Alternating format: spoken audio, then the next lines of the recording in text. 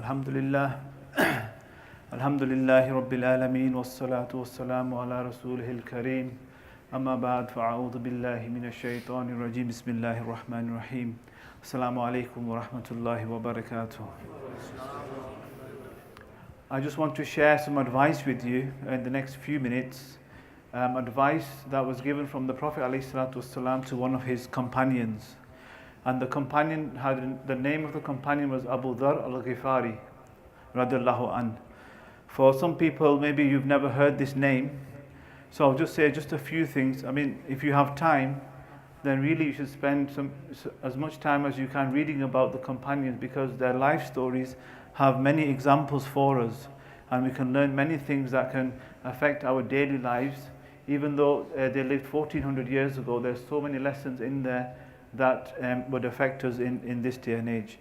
Abu Dhar al-Ghifari radiallahu anhu was from a tribe of Ghifar, and this tribe was located between Mecca and Syria.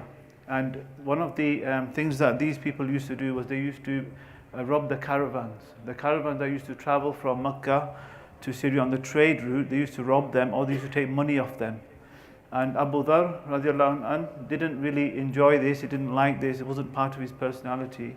And later he left the tribe and he moved. And to cut a long story short, he moved to a place near Makkah, and then he entered Makkah Sharif and he met the Prophet ﷺ and he accepted Islam. And he was one of the first 5 people who accepted Islam. So he was one of the early companions. And this advice that I'm going to relate to you is really later on in life, when he moved to Madinatul Munawwara. He mentioned a story. He said he met the Prophet ﷺ in the masjid. The Prophet ﷺ was sat in the masjid and he was alone. And it was very odd or very rare that he would see the Prophet ﷺ alone. So he thought to himself that I will take an opportunity and ask for some advice, ask for some counsel. So he went to the Prophet ﷺ and he asked for some advice, and the Prophet ﷺ gave him some advice that can really be broken down into 13 separate pieces of advice. And from those 13 pieces, I just want to share one with you, inshallah, and I hope that you will benefit from this one. So the advice that he was given was, the Prophet ﷺ said, "O Abu Dhar, live in today and not in tomorrow. Live in today and not in tomorrow. And if you live till tomorrow, then live tomorrow like you live today. Because if you don't live today, and if tomorrow comes, or if tomorrow doesn't come, then you will live in regret." So he said, live in today as if and not in tomorrow. And if tomorrow comes, live tomorrow like today. And if tomorrow doesn't come and you didn't live today in today, you will have regrets. So that was one part of it. And the second part was, the Prophet ﷺ said, "O Abu Dhar, when you wake up in the morning, do not think about the evening. And if you are in the evening, don't think about the morning." So this advice, alhamdulillah, there's many lessons in there, but if we just take a few lessons from this advice, the Prophet ﷺ is saying that live the moment, live in today, don't live for tomorrow what you can achieve today. So many people actually don't live in today. They're either living in the past and they're living in regret, or they're living in the future, waiting and planning for things to do, but the here and now, they don't actually benefit from that. So I'll give you an example. We all have children, or most of us have children, or we know somebody who has small children. Now children, sometimes they cry, sometimes they laugh, sometimes they're sad, sometimes they're happy, then they cry again. Maybe they might cry 10 or 15 times a day, or they might laugh 10 or 15 times a day. And one of the reasons for this is because children, they actually live the moments. So every moment that comes on them, they live the moment, they enjoy that moment. So if the moment is a happy moment, then they laugh. And if the moment is sad, then they cry. And that could be really within minutes, they can change these states because they're living in the moment. The problem with the adults is they're actually sleepwalking through life. They're not enjoying the moment.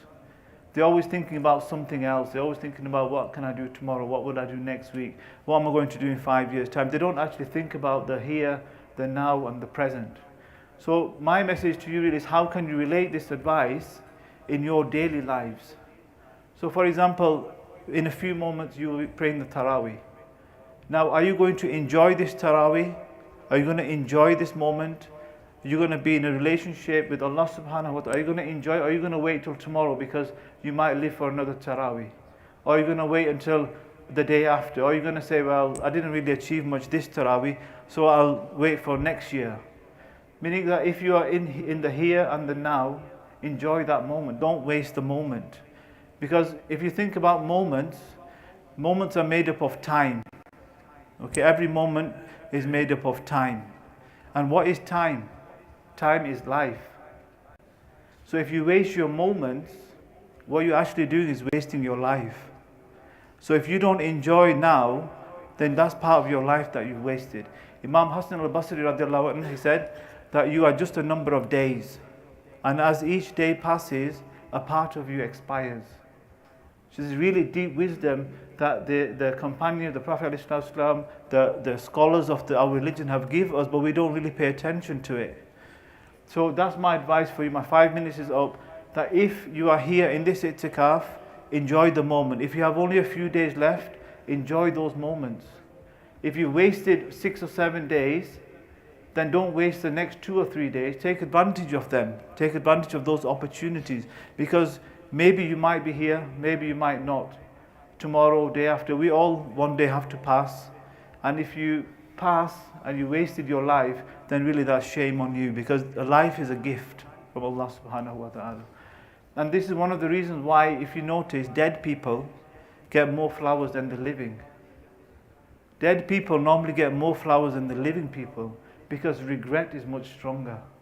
They regret the times or the moments that they had with those people. They didn't tell them they loved them. They didn't tell them they cared about them. They didn't enjoy the times with them. So when that person goes, they live in regret. So then they give them loads and loads of flowers as if they are going to benefit from them. But they don't. So please, just my advice is, if whatever time you have left in this i'tikaf, in your lives, make the most of it. Enjoy all the moments you have. And make those moments good memories. Inshallah. Wa akhiru da'wana alhamdulillah.